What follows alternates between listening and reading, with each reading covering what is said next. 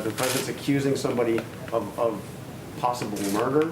The family is pleading with the president to please stop unfounded conspiracy theories. Why is he doing this? Well, you know, I would note that the president said this morning that this is not an original Trump thought, and it is not. In fact, 2003 on Don Imus's show, it was Don Imus and Joe Scarborough that joked about killing an intern, joked and laughed about it. So that was, I'm sure, pretty hurtful to Lori's family, and Joe Scarborough himself brought this up with Don Imus, and Joe Scarborough himself can answer it. He's the president of the United States, and he's accusing somebody of possibly murder. I mean, this is different. He's not a private citizen. He's the president.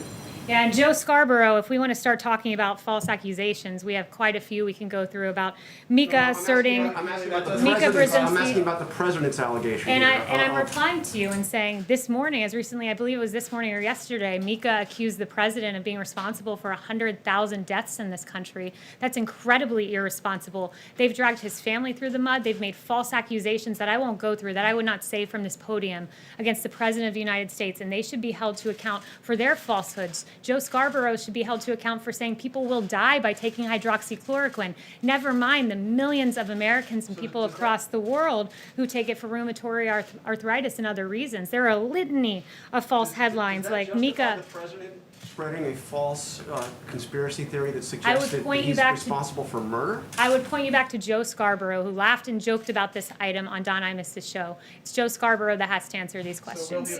Why can't this widower get peace from the president? I've already asked and answered this question, and our hearts are with Lori. And I think the onus is on Joe Scarborough to explain his interaction with Don Imus and his laughing on this very matter on Don Imus's show. Chanel. The widower is talking specifically about the president. Are you not going to answer that? Warrants with regards to